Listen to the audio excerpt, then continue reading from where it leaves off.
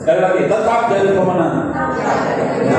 Jangan hanya jadi pemenang pada bulan Januari saja, bulan Februari saja, dan kemudian masuk bulan yang ketiga ini dan seterusnya sudah layu, sudah kusut, sudah mundur semuanya, dan memerlukan ya kita untuk sentiasa gerakkan kita dan bangunkan kita ya. Tetap jadi pemenang terus menerus. Sebab apabila kita bangkit, ya, apabila kita bangkit, bangun dari tidur, bangun dari antara orang mati kata firman Tuhan ya, maka cahaya Kristus akan menyinari kita. Ya, cahaya Kristus bersinar atas kita. Ya, jadi ada tindakan daripada kita untuk bangkit, ada tindakan daripada kita untuk meninggalkan manusia lama, ada tindakan daripada kita untuk terus bergerak ke depan, dan penyertaan Tuhan yang mendahului kita dalam semuanya. Amin. Nah, roh Tuhan yang ada pada kita sekarang adalah roh yang berkobar. Semakin kita memuji Tuhan, semakin kita menyembah Tuhan, semakin kita bersatu teduh di hadapan Tuhan, membaca firman Tuhan, semakin kita berdoa berseru kepada Tuhan, semakin roh itu berkobar. Haleluya. Ya, dan roh itu bermanifestasi dalam banyak cara dalam hidup kita, dan bahkan Dia berikan kita karunia-karunia-Nya dalam hidup kita. Haleluya. Nah, ini tema kita pada tahun ini. Nah, pada bulan Mac ini saudara, kita fokus pada satu tema bulanan ya. Di seluruh gereja kita fokus pada satu tema bulanan bulan Mac ini, supaya kita kuat, supaya kita teguh di dalam Kristus. Tidak ada masalahnya dengan Kristus. Tidak ada masalahnya dengan kerajaan surga, kerajaan Allah itu. Dia tetap tidak tergoyahkan. Dia tetap kuat. Tetapi selalu yang menjadi masalah itu adalah kita orang percaya. Kita orang Kristen ini. Kita kadang-kadang lemah karena kita mengalami banyak perkara dalam hidup. Akhirnya kita tawar hati, mundur diri. Ya, tidak ada masalahnya dengan Tuhan. Tetapi itu sebabnya kita harus bersandar, menyatukan diri kita dengan Tuhan, dengan firman-Nya, dengan sesama kita orang percaya, barulah kita tetap kuat. Haleluya. Amin. Sebab kita adalah community, kita adalah komunitas, kita adalah satu kelompok ya, kerajaan Allah berada di muka bumi ini. Ya. Jadi teguh dalam Kristus, ini adalah tema kita untuk tahun ini. Nah, saya ambil daripada 2 Korintus 12 ayat 10 ya, yang berbicara bagaimana suatu ketika apabila Rasul Paulus menulis dalam suratnya kepada jemaat Korintus, sebenarnya dia menyatakan pada lebih kurang 7 tahun sebelumnya, apabila dia menulis kepada jemaat di Korintus, dia diangkat Tuhan. Ya, dia tidak tahu sama ada tubuhnya diangkat Tuhan ataupun rohnya itu diangkat Tuhan dan berada di Firdaus, berada di suatu tempat yang sangat tinggi dalam rohnya. Dan di sana dia melihat penglihatan banyak yang dia alami. Dan dia juga memberitakan kesaksian itu dalam hidupnya. Tetapi apabila dia mulai memberitakan kesaksian itu bahwa dia terangkat ke surga, ya, dan mulai ada kesombongan pada dirinya, sebab dia hebat berbanding dengan hamba-hamba Tuhan yang lain. Dia hebat berbanding dengan rasul-rasul yang lain. Sebab apa? Sebab kesaksiannya itu adalah luar biasa. Ya, sebab dia terangkat ya ke suatu tingkat yang tinggi. Lalu saudara, dalam keadaan dia supaya dia tidak sombong, supaya dia tidak megahkan diri, supaya dia tetap rendah hati, supaya dia tetap berharap kepada Tuhan, maka Tuhan mengizinkan ada satu penyakit yang ada dalam tubuh Rasul Paulus itu, yang Rasul Paulus katakan sebagai duri dalam dagingnya. Tuhan biarkan itu ada di dalam tubuhnya, supaya dalam kelemahan tubuhnya itu dia akan tetap mengharapkan Tuhan.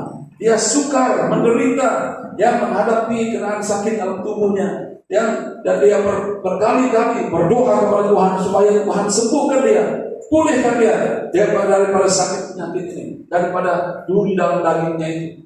Tapi Tuhan tidak sembuhkan dia, Tuhan tidak pulihkan dia, tapi Tuhan membiarkan duri dalam dagingnya terus kekal di situ. Tujuannya apa? Supaya dalam kesakitan, dalam kelemahan lah, ya, kuasa Tuhan, kasih karunia Tuhan nyata dalam hidup Rasul Paulus. Itu sebabnya Rasul Paulus mengatakan, dia katakan, ya, di dalam kelemahanlah, ya, aku kuat. Sebab manusia ini dia selalu pikirkan tentang tubuh fisikalnya. Tubuh fisikal itu kuat, baru dia rasa dia kuat. Tapi dalam pengalaman Rasul Paulus bersama dengan Tuhan, dalam keadaan tubuhnya yang lemah, ada sakit dalam badannya yang tidak pernah disembuhkan oleh Tuhan. Bukan sebab Tuhan tidak boleh menyembuhkan, Tuhan boleh menyembuhkan, tapi Tuhan membiarkan sakitnya itu tetap dalam dirinya. Supaya apa? Supaya dia setiap hari dia akan berharap kepada Tuhan. Tuhan membiarkan kadang-kadang keadaan seperti ini berlaku dalam hidup kita. Ya. Bukan karena kegagalan, bukan karena kebodohan Rasul Paulus itu, tidak. Tuhan membiarkannya berlaku. Sebab apa? Supaya jangan Rasul Paulus sombong dengan kesaksiannya bahwa dia sudah terangkat ke surga, ke Firdaus, dan mempunyai pengalaman yang sangat indah, dan dia seolah ya hamba Tuhan yang hebat. Supaya dia jangan memberitakan kesaksiannya dan kehebatannya, Tuhan angkat dia ke surga. Tetapi yang ditinggikan, yang dimuliakan adalah Yesus Kristus sepanjang masa. Haleluya, amin. Ini luar biasanya Tuhan. Jadi Tuhan membiarkan itu berlaku. Nah, pada minggu ini kita bicara mengenai hikmat dalam kesesakan. Kesesakan itu, saudara, membawa arti sukar, susah, ya. Kata kesesakan memiliki konotasi, yaitu arti kepada sukar, kesukaran. Kita hidup kita agak sesak juga bila kita sukar, bila kita mengalami kekurangan dan sejenisnya, ya. Kesesakan tidak disukai manusia.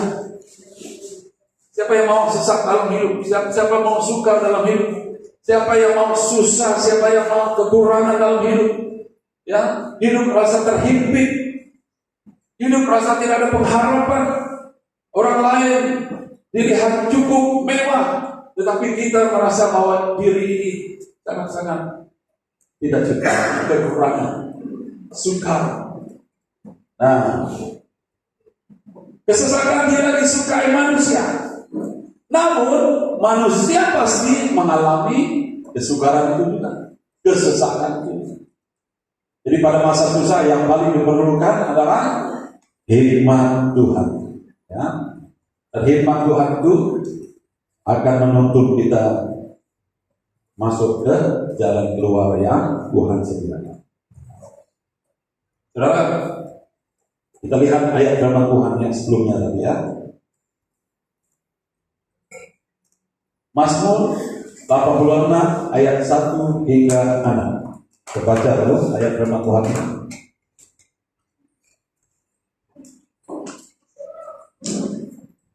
Mazmur 86 ayat 1 hingga ayat 6.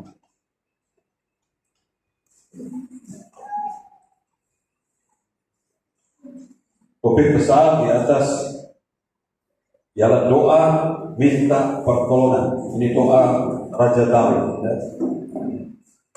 Sebengkalah telingamu, ya Tuhan, jawablah aku, sebab sengsara dan miskin aku. Peliharalah nyawaku, sebab aku orang yang kau kasihi. Selamatkanlah hambamu yang percaya kepadamu. Engkau adalah Allahku, kasihanilah aku ya Tuhan, sebab kepadamu-lah aku berseru sepanjang hari. Walah jiwa hambamu bersukacita, sebab kepadamu-lah ya Tuhan ku angkat jiwaku. Sebab Engkau ya Tuhan baik dan suka mengampuni, dan berlimpah kasih setia bagi semua orang yang berseru kepadamu.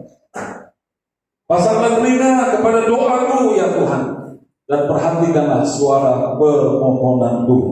Ayat 7. Pada hari kesesakanku aku berseru kepadamu, sebab engkau menjawab aku.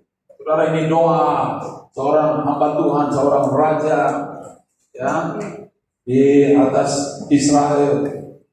Bagaimana kehidupannya sebagai seorang raja.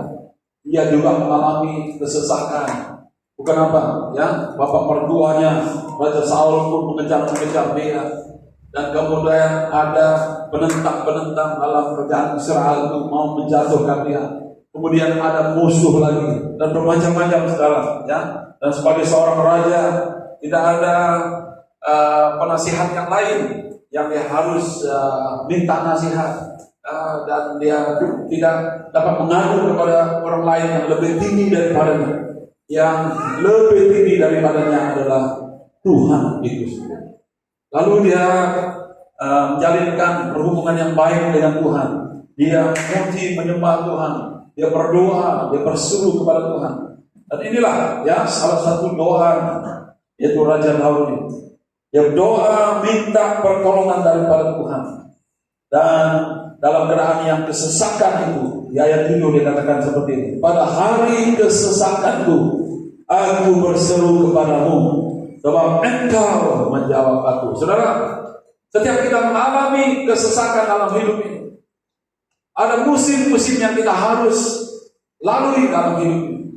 Ada musimnya kita merasa bahwa semuanya indah, semuanya baik, semuanya teratur. Tapi ada musimnya kita mengalami kesesakan, kesukaran, ya, ketidakcukupan, kekurangan, dan kesakitan, dan kita mengalami penderitaan. Dan Tuhan yang membiarkan kita untuk mengalaminya. Walaupun kita berdoa kepada Tuhan, Tuhan, lepaskan aku daripada kesesakan ini, lepaskan aku daripada kesesakan ini. Tapi kadang Tuhan membiarkan kita melaluinya. Tapi ada cara Tuhan untuk menjawab kita. Dan saudara, apa yang kita pelajari? Ya, apa yang kita pelajari dalam hikmat, dalam kita memperoleh hikmat dalam kita menghadapi kesesakan. Kita belajar dari Raja Daud, ya. Ada 3 perkara dalam ayat bacaan kita ini yang Raja Daud lakukan. Ya, pertama saya sampaikan dulu, dia sangat-sangat percaya kepada Tuhan. Dia terus-menerus percaya kepada Tuhan. Lalu dia juga berseru kepada Tuhan. Sebab dia percaya, maka dia boleh berseru kepada Tuhan. Lalu oleh karena dia berseru kepada Tuhan, bukan hanya berteriak minta tolong daripada Tuhan, dia juga berbicara dengan Tuhan, jalinkan hubungan dengan Tuhan seperti seorang sahabat yang rapat. Dia terus berbicara kepada Tuhan. Jadi 3 perkara, saudara, ya, dia berdoa kepada Tuhan. Dia percaya dengan sungguh-sungguh, itu sebabnya dia boleh berseru kepada Tuhan, dan kemudian dia terus jalinkan hubungan intim dengan Tuhan dan berdoa kepada Tuhan. Ya, dan di akhir ayat itu, saudara, barulah dia sungguh-sungguh percaya, sebab engkau menjawab aku. Artinya, saudara, bila Tuhan menjawab doa kita semasa kita mengalami kesesakan, ada jalan keluar bagi kita semua yang mengalami kesesakan. Amin. Amin. Ya. Saudara, renungkan keadaan kita pada hari ini. Ya. Renungkan bagaimana kita melalui proses-proses tertentu dalam hidup. Tuhan membiarkan itu berlaku dalam hidup kita. Jadi ada hikmah dalam kesesakan, saudara. Ya. Jadi kita belajar daripada Raja Daud, bagaimana kita mendapatkan hikmahnya. Yang pertama, saudara, dia harus terus-menerus percaya kepada Tuhan. Ya, jangan percaya kepada diri sendiri. Jangan percaya kepada apa cakap orang lain kepada kita. Jangan percaya apa nasihat orang lain. Tetap percaya bahwa Allah kita adalah Allah yang hebat, Allah yang tahu, ya, masalah yang kita alami, dan Allah membiarkan kita mengalaminya, dan pasti ada jalan keluar, ya, bagi kita yang menghadapi kesesakan ini. Asal saja, saudara, kita tetapkan dalam hati kita, saya tetap percaya, saya tetap percaya. Tuhan melepaskan saya, Tuhan membebaskan saya, Tuhan akan memberikan saya kekuatan untuk melalui semua kesesakan, kesusahan ini. Sebab di musim yang baru itu, Tuhan akan membawa saya ke level yang lebih tinggi. Haleluya. Ya. Mazmur 86 ayat 2. Dikatakan seperti ini, peliharalah nyawaku, sebab aku orang yang kau kasihi. Selamatkanlah hambamu yang percaya kepadamu. Saudara, jangan kita berseru kepada Tuhan sedangkan kita tidak percaya kepadanya. Inti ataupun asas kepada segala seruan kita, segala doa kita, segala permintaan pertolongan kita kepada Tuhan adalah sebab kita percaya kepada. Tolong, tolong, tolong, kita katakan, tolong, tolong. Kenapa kita katakan tolong, tolong? Sebab kita percaya ada orang lain yang akan menolong kita. Haleluya, amin. Tidak mungkin kita akan menjerit tolong, tolong, tolong. Lebih-lebih lagi kita dalam pemikiran kita, dalam hati kita sudah kita tahu bahwa Bapa di surga, Bapa yang baik itu akan pasti tolong kita. Kita percaya bahwa Bapa yang besar, Bapa yang hebat itu boleh tolong kita. Itu sebabnya kita minta pertolongan daripada. Jadi uji hati kita, saudara. Di mana tahap kepercayaan kita kepada Tuhan. Jangan ada roh ketidakpercayaan dalam hidup kita. Kalau pada saat kita tidak percaya kepada Tuhan, ya, hanya percaya mungkin ada pencipta langit dan bumi, ada pencipta bagi alam semesta ini, itu saja. Tapi ada lagi hal-hal yang kecil yang kita alami setiap hari. Kita harus sudah percaya bahwa Tuhan mencukupi semuanya, Tuhan mengizinkan semuanya, Tuhan akan terus memerintah dalam hidup kita. Jadi terus menerus percaya, percaya, percaya. Jangan biarkan roh ketidakpercayaan menguasai. Ya. Orang yang percaya, saudara, dia pasti melihat ke depan. Jangan melihat situasi yang dia alami pada hari ini saja. Kalau kita menilai kehidupan kita dengan apa yang kita alami pada hari ini, kesesakan yang kita alami pada hari ini, maka kita akan mundur. Tapi bila kita melihat kekuasaan Tuhan, kebesaran Tuhan, dan pengalaman kita hidup sesak pada hari ini hanyalah satu musim ataupun sebahagian daripada perjalanan hidup kita, dan Tuhan menyediakan hari depan yang baik untuk kita. Maka kita akan terus percaya Tuhan membawa kita ke jalan keluar. Yang pertama apa? Terus percaya. Katakan pada diri dan kanan kamu, terus percaya kepada Tuhan. Sekali percaya, terus percaya selama-lamanya. Ya. Sekali percaya, terus percaya selama-lamanya. Sekali pilih Tuhan Yesus, sekali Tuhan Yesus selamatkan kita, sekali Dia menjadi juru selamat kita, terus-menerus kekal, dan kita harus meningkat demi meningkat, semakin sempurna sama seperti Kristus. Dan pengalaman-pengalaman kehidupan kesesakan ini, saudara, Tuhan izinkan berlaku dalam hidup, sama seperti Rasul Paulus juga mengalaminya, ya. Tetapi dia semuanya membuatkan hidupnya semakin lama semakin berkurang. Tuhan Yesus semakin besar dalam hidupnya. Kemuliaan hanya bagi nama Tuhan. Lalu yang kedua, ya. Kedua, apabila kita sudah tetap percaya kepada Tuhan, maka kita sudah boleh berseru. Bila kita berseru, saudara, artinya kita sudah tahu pusat pertolongan kita, pusat pengaduan kita, kepada alamat yang mana kita harus berseru. Boleh jadi kita minta bantuan, minta pertolongan, minta pelepasan, minta dari orang lain di sekitar kita. Tapi jauh dalam hati kita, mari kita bertekad.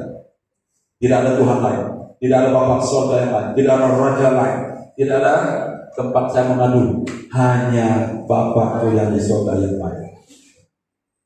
Itu sebabnya kita terus berseru. Raja Daud mengatakan seperti ini dalam doanya, Engkau adalah Allahku, kasihanilah aku ya Tuhan, sebab kepadamu lah aku berseru sepanjang hari.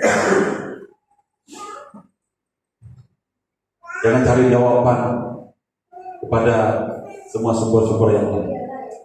Pertamanya berseru kepada Tuhan. Berseru kepada Tuhan. Ada jawaban, ada jalan keluar, ya, ada kelegaan daripada Tuhan.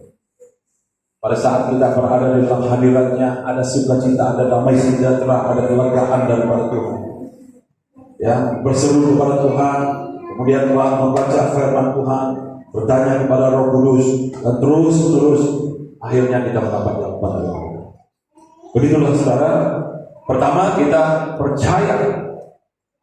Bila kita percaya kepada satu nama, maka kita sudah ada alamat yang betul.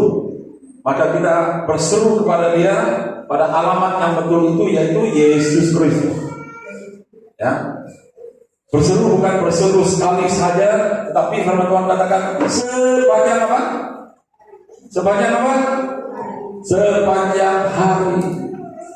Dalam kesesakan itu saudara, kita harus sentiasa ingat Tuhan, bahwa Tuhan akan membebaskan kita, Tuhan akan melepaskan kita, Tuhan akan membuatkan kesesakan ini hanya sementara. Semua katakan sementara. Ya, dan yang kekal itu adalah kekuatan kita semakin kita sempurna berjalan menuju ke arah kesempurnaan. Ya, Tuhan mengizinkan itu. Tapi yang sementara itu kita alami, tapi yang kekal itu adalah perjalanan kehidupan kita menuju kesempurnaan sampai Yesus membawa kita bersama dengan Dia. Kita Mazmur menulis bahwa ketika Daud mengalami kesesakan, dia berseru kepada Tuhan. Daud memilih alamat yang tepat. Jadi sebagai seorang raja, pasti Daud banyak menghadapi masalah kenegaraan, serangan musuh, pengkhianatan dalam negara, dan berbagai macam keadaan yang sukar yang lain. Daud berseru kepada Tuhan setiap kali dia ada dalam kesesakan, menjerit, menangis, menumpahkan segala ketakutan dan kekhawatiran yang menghinggapi diri. Daud tahu bahwa jika dia berseru kepada Tuhan, maka Tuhan akan mendengar dia. Ini yang sangat penting, saudara. Pada saat kita sudah percaya kepada Tuhan dan kita berseru kepada Tuhan, dan dalam hati kita tetap yakin, tetap percaya, bila kita berseru, maka Tuhan Bapa di surga itu mendengar. Ada yang melepaskan seruan doa kepada Tuhan, lalu tidak percaya, ya, bahwa Tuhan akan mendengar, tidak akan menjawab. Jadi kepercayaan kita itu tidak komplit, ya, tidak sempurna. Kalau kita sudah tahu bahwa Tuhan boleh menjawab kita, maka kita berseru dan terus kita mengalaminya, dan terus bila kita mengalami, kita harus bersaksi mengenai. Sebab orang lain akan diberkati melalui apa yang kita alami. Yang ketiga, saudara, berseru, ya, dan berdoa memohon kepada Tuhan, artinya terus menerus berbicara dengan Tuhan, ya, jangan henti-henti, saudara. Sebab bila kita melihat bahwa ada alamat yang betul, ada Tuhan Yesus, Dia kita jadikan seperti sahabat bagi kita, Dia rapat dengan kita berbicara terus dengan Dia. Ini yang dimaksudkan dengan berdoa dan memohon terus-menerus kepada Tuhan. Dan Mazmur 86 ayat 6 berkata begini, pasanglah telinga kepada doaku ya Tuhan, dan perhatikanlah suara permohonanku. Pasanglah telinga kepada doaku ya Tuhan, dan perhatikanlah suara permohonanku. Jadi ia sama dengan berseru kepada Tuhan. Tapi semuanya ini melibatkan hubungan yang intim. Semua katakan hubungan intim. Hubungan intim. Semua katakan hubungan intim. Artinya kita rapat dengan Tuhan.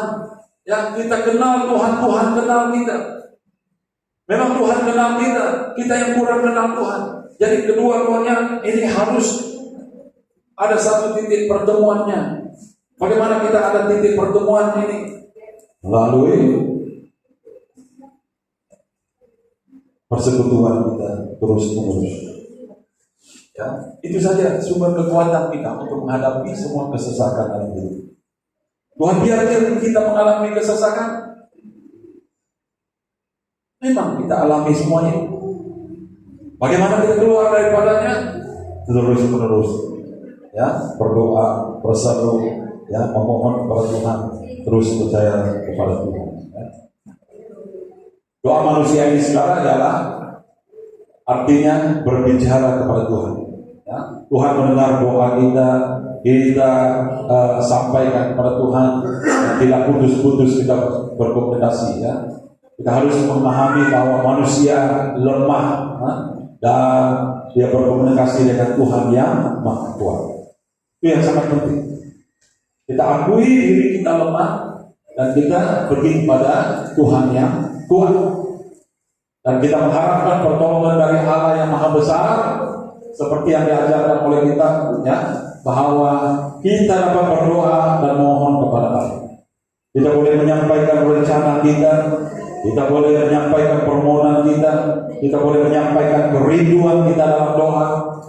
Tapi tetap ya, dalam seruan kita, dalam permohonan doa kita tetap sama seperti Rasul Paulus, dia berdoa, minta Tuhan lepaskan dia, sembuhkan, pulihkan dia dari duri dalam kakinya itu sakit yang Tuhan izinkan ya dalam tubuhnya itu.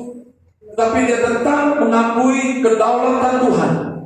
Dia tetap mengakui bahwa posisi Tuhan itu lebih besar untuk membiarkan ataupun melepaskan dia daripada sakit penyakit itu. Jadi artinya seperti ini, saudara. Kamu disembuhkankah? Kamu dilepaskankah? Kamu dipulihkankah? Ataupun kamu tidak disembuhkan, kamu tidak dilepaskan, semuanya itu tetap kita menyerahkan pada kedaulatan Tuhan. Sebab dia yang berdaulat, dia yang lebih besar, dia yang mengerti ya tentang apa yang kita alami pada suatu masa. Yang berarti mengerti kedaulatan untuk mengabulkan doa masih tetap di pihak Allah.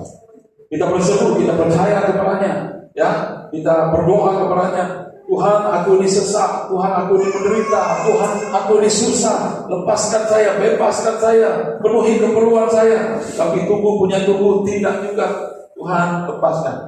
Itu semua adalah kedaulatan Tuhan, bukan untuk mengurangkan kepercayaan kita kepada Tuhan. Semakin dia tidak menjawab, ya, semakin kita percaya bahwa itu adalah kehendak Tuhan. Ya, sebab setiap yang kita alami sekarang adalah kehendak Tuhan. Sama seperti apa yang dialami oleh Yesus di Taman Getsemani. Dia mengalami satu kesesakan. Dia melihat bahwa rasul yang lain itu sudah tidur, tidak dapat berdoa bersama dengan dia. Dan beberapa jam lagi dia akan ditangkap, lalu dia akan disesat, lalu dia akan menderita, mengalami semua penderitaan itu. Tidak cukup tidur dan dia akan disalibkan. Dia sudah melihat bagaimana jalan salib itu begitu sukar bagi dia. Lalu dia berdoa kepada Tuhan, ya, berdoa supaya cawan ini dilalukan daripadaku, supaya penderitaan ini jangan aku lalui, tetapi bukan dengan kehendakku, tapi kehendak Bapa di surga. Saudara, apa yang berlaku? Adakah Tuhan, adakah Bapa di surga membebaskan dia? Oh, jangan kamu lagi ikut jalan salib, kamu guna jalan yang lain. Ya, sebab jalan salib itu adalah jalan yang sangat sesak, sangat susah bagi kamu. Adakah Tuhan membebaskan dia, melepaskan dia? Tidak. Tuhan tidak membebaskan dia, tapi Tuhan membiarkan dia melalui jalan salib. Sebab itulah kehendak Bapa di surga, untuk dia melalui proses itu. Rupa-rupanya proses daripada Tuhan ialah biar dia mati dulu, dikuburkan dulu, barulah hari ketiga dengan kuasa kebangkitan daripada Bapa di surga dia bangkit. Itu jalannya. Tapi secara fisikalnya Yesus melalui proses itu, ya, menitiskan darahnya, ya, lalu sakit, ya, terus, ya, dan akhirnya saudara mati. Sebelum ditombak pun dia sudah mati di atas kayu salib, kalau dia menyerahkan diri. Dan lagi saya ulang, saudara, ada satu kajian yang mengatakan sebab begitu sakitnya Yesus pada masa itu, tidak cukup tidur, saudara, tidak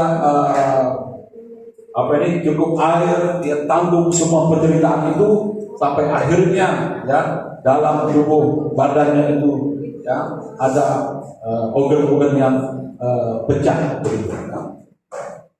Sehingga tidak ada cara lain, Tuhan menyerahkan dirinya.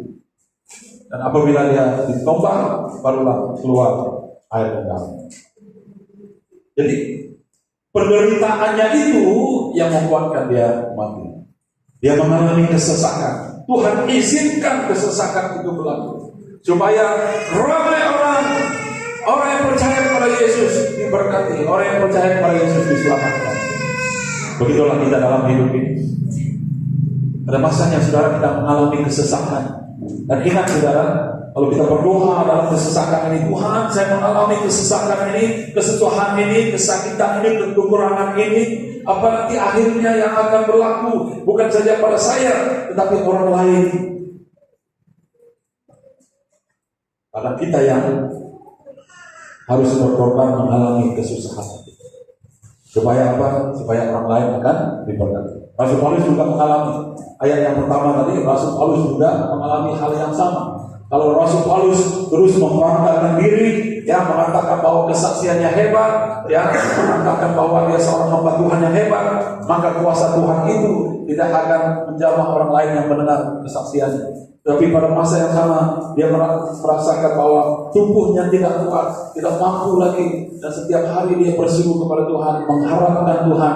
Bukan lagi saya sebagai hamba Tuhan yang besar, tapi Tuhan yang lebih besar, dan saya semakin berkurang. Dalam benaan tubuhnya yang lemah itu, barulah kuasa Tuhan hebat dinyatakan. Yang menjadi halangan pekerjaan Tuhan yang dahsyat luar biasa juga saudara adalah diri kita. Sebab kita mencuri kemuliaan Tuhan. Itu yang Tuhan tidak mau Rasul Paulus alami. Tapi biarlah segala kemuliaan, hormat dan syukur hanya bagi nama Tuhan. Dan itulah yang berlaku pada Rasul Paulus. Itu juga yang berlaku pada setiap hidup kita. Ya, sukar, sesak untuk kita hidup mengikut jalan Tuhan. Jalan Tuhan ini sempit, jalan dunia ini lebar. Maka orang yang berjalan mengikut jalan dunia ini mudah dan senang saja. Tetapi ikut jalan Tuhan ini sempit, sukar, sesak. Sama seperti ayat firman Tuhan yang saya kongsikan pada pagi tadi. Firman Tuhan katakan, jangan iri hati melihat orang jahat itu. Orang jahat itu boleh jadi mewah, orang jahat itu boleh jadi sepertinya mereka bahagia. Tapi ingat, kita ini orang-orang benar, tetap akan diperhatikan Tuhan. Walaupun kita dalam keadaan sesak, sukar, Tuhan tetap akan memelihara kita. Inilah jalan kita. Jangan bisa sesat ini, Tuhan pasti membawa kita keluar. Nah, kesimpulan saudara begini. Mazmur 34 ayat 15 sampai 17. Maka Tuhan tertuju kepada siapa? Kepada orang-orang benar. Siapakah orang-orang benar itu? Siapakah orang-orang benar itu? Siapakah orang-orang benar itu? Nah, katakan pada kiri dan kanan, kamulah orang benar itu. Kalau kita adalah orang benar itu, maka Tuhan tertuju pada kita. Amin saudara. Amin. Maka Tuhan tertuju kepada orang-orang benar dan telinganya kepada teriak mereka yang minta tolong, yaitu orang-orang benar. Ya, wajah Tuhan menentang orang-orang yang berbuat jahat untuk melenyapkan ingatan kepada mereka dari muka bumi. Apabila orang-orang benar itu berseru-seru, maka Tuhan benar dan melepaskan mereka dari segala kesesakannya. Ini janji firman Tuhan. Adakah kita semua percaya pada janji firman Tuhan bahwa Tuhan membebaskan, melepaskan kita dari segala kesesakan kita? Amin saudara. Ya. Jadi jangan takut menghadapi kesesakan. Ya, Tuhan izinkan itu berlaku dalam hidup kita, dan ada hikmah yang Tuhan berikan kepada kita. Bila kita sudah terlepas dari semuanya, kita boleh bersaksi kepada Tuhan. Wah Tuhan, banyak perkara yang saya alami. Jadi peringatkan saudara, saya di suatu ibadah di Semenanjung, ada seorang ibu itu, dia datang di hadapan di sini, dia memberi kesaksian. Dia katakan dia punya dompet itu hilang, macam-macamnya yang alami. Wah, bagaimana? Kenapa situasi ini berlaku pada saya? Kenapa? kenapa situasi ini berlaku pada saya? Ini hilang, itu hilang, dan apa semua. Ya, terus dalam hatinya, dalam pikirannya terpikir, wah, saya sebenarnya sudah lama juga nih tidak beri persepuluhan kepada Tuhan. Waktulah saya mengalami ini semua. Ya, dia sendiri sudah mulai sedar, dia sendiri sudah mulai bertobat. Ya, dan akhirnya sekarang dia datang ke hadapan di sini dan mengakui semuanya itu. Tuhan tetap baik dalam semua yang dia alami. Kesesakan seperti ini, saudara, akan akhirnya mendatangkan kebaikan bagi kita. Sebab apa? Sebab Tuhan pakai semua situasi, Tuhan pakai semua keadaan itu untuk mendatangkan kebaikan bagi kita yang mengasihi Dia, yang percaya kepada. Jadi yang pertama tadi saudara apa? Tetap percaya kepada Tuhan. Lalu yang kedua apa? Tetap berseru kepada Tuhan sepanjang hari. Lalu yang ketiga, kita harus tetap berdoa, mohon kepada Tuhan. Artinya dalam ketiga-tiga perkara yang kita pelajari hari ini, saudara, kita jadikan Yesus sebagai alamat kita yang tepat. Ya, kalau kita hidup di dalam dunia ini ada saja masalah ini dan itu, ada kecurian, ada bermacam-macam yang kita alami. Perkara yang pertama, alamat yang tepat bagi kita ialah kita pergi ke balai polis, buat laporan polis, betul kan? Ya. Tapi kita di dalam Tuhan, ya, dalam hidup rohani kita, pertama aduan kita pergi kepada Tuhan. Kalau Dia membela kita, Dia mengajar kita, Dia Bapa kita yang baik, Dia yang mati bagi kita, Dia yang membebaskan kita, Dia ada rencana yang terbaik bagi kita. Dan apa yang kita alami dalam kesusahan kita, saudara, itu hanya sementara. Ya, sementara. Jadi jangan mengukur kesetiaan Tuhan itu hanya dengan pada masa kita merasa nyaman, Tuhan itu baik kepada kita. Pada masa kita sesak, Tuhan itu jahat kepada kita. Tidak. Jangan mengukur dengan keadaannya. Ya, hujan lebat lah dan semuanya, ya, cuaca tidak menentu, kita katakan bahwa Tuhan itu tidak baik. Bila semuanya cerah, semuanya kita katakan Tuhan baik. Oh tidak, Tuhan tetap sama dulu, sekarang, sampai selama-lamanya. Cuma keadaan yang kita alami itu tidak sama setiap hari. Itu sebabnya kita terus percaya kepada Tuhan. Ya, sampai kita boleh katakan begini, ya, hari hujan lebatkah, ya, cuaca panaskah, saya sehatkah, saya sakitkah, saya kecukupankah, saya tidak cukupkah, Tuhan tetap baik. Haleluya, amin. Jadi bila kita sudah percaya buat deklarasi dalam hidup kita seperti itu, bagaimana kita tetap percaya kepada Tuhan. Amin, saudara. Mari kita berdiri. Haleluya. Dalam segala situasi, Bapa kita di surga tetap baik kepada kita. Haleluya. Amin. Nyanyikan lagu yang terakhir.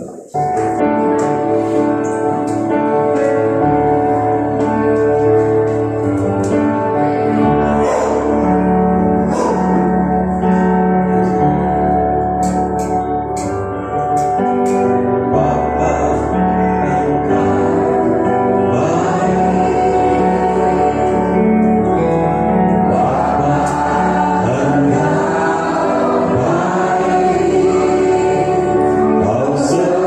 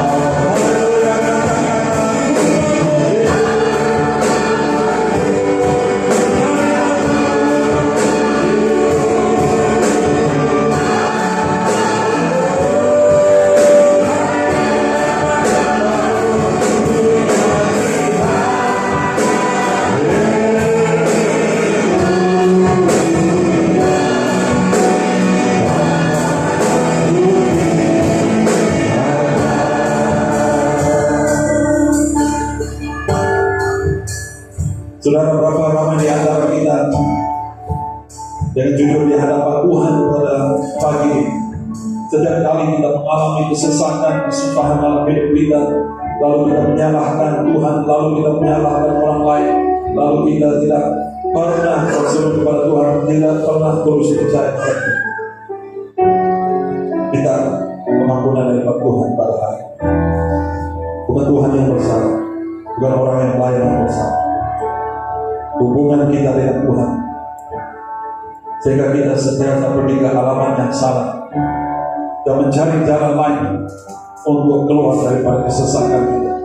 Tapi hari ini minta ampun daripada Tuhan. Hari ini juga buat satu komitmen yang baru pada Tuhan. Katakan, Bapa tetap baik, Engkau tetap baik. Saya yang gagal, saya yang selama ini salah mengerti tentang apa maksud Tuhan untuk saya hidup dalam kekurangan, kesesakan, kesakitan. Dan hari ini saya datang kepada Tuhan. Saya berkomitmen untuk terus percaya kepada Tuhan, terus berdoa kepada Tuhan, terus berseru kepada Tuhan, terus mengharapkan Tuhan, terus berserah kepada Tuhan.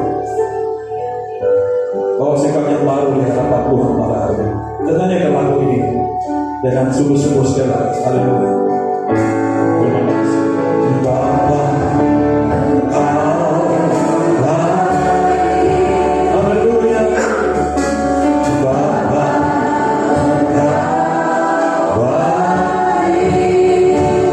Kau selalu baik kepadaku.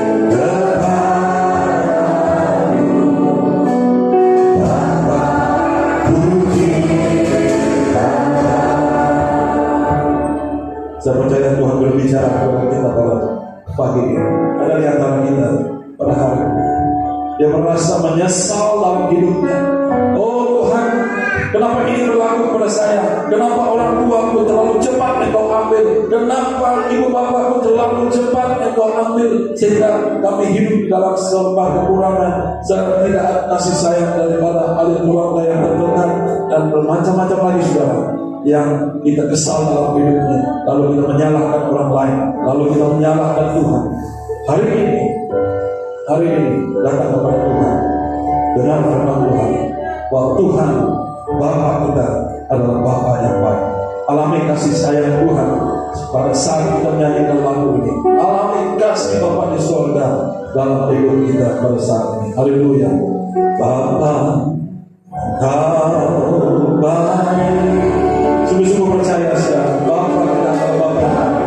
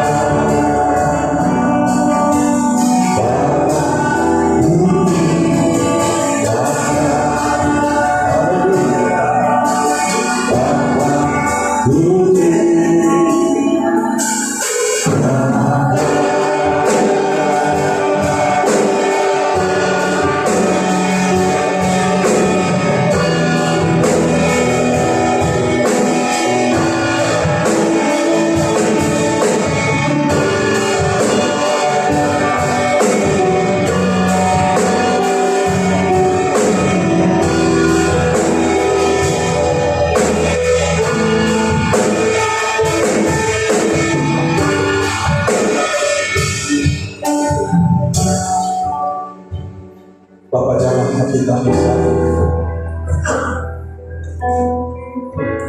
Biar Roh Kudus turun memenuhi hati kami. Roh Kudus membawa kasih Bapa ke surga, menguasai seluruh kehidupan kami. Jamah kami pada saat ini. Kami mengalami kasih Bapa pada saat ini. Sebab kami percaya pada kasih Bapa. Kami percaya kepada Tuhan. Terima kasih. Selama ini kami menyesal, selama ini kami mempersalahkan Tuhan, selama ini kami tidak paham dari semuanya ini. Tapi hari ini kami datang kepada tetap percaya kepada, tetap percaya bahwa Engkau Tuhan yang tetap baik, tetap percaya bahwa Engkau Tuhan yang tetap kuat, tetap percaya bahwa Engkau Tuhan yang punya rencana yang indah bagi kami. Tuhan, Engkau tetap menyediakan semuanya yang terindah buat kami. Kami mengalami segala kesukaran ini atas izin Tuhan, dan kami semakin matang dewasa di dalam Engkau. Haleluya. Dan Tuhan, ubah pikiran hati kami saat ini untuk melihat kepada Engkau sehari-hari, dan untuk menyambungkan diri di dalam Engkau. Ada hikmat di dalam Engkau, dan kami semakin kuat di dalam Kristus. Jamah hati kami, Tuhan. Haleluya. Terima kasih. Semua yang kami alami, Engkau yang menanggung semuanya, kami serahkan dalam tangan Tuhan yang berkuasa. Dan kami saat ini, Tuhan Yesus, boleh meneruskan perjalanan hidup ini untuk kemuliaan nama Tuhan. Haleluya.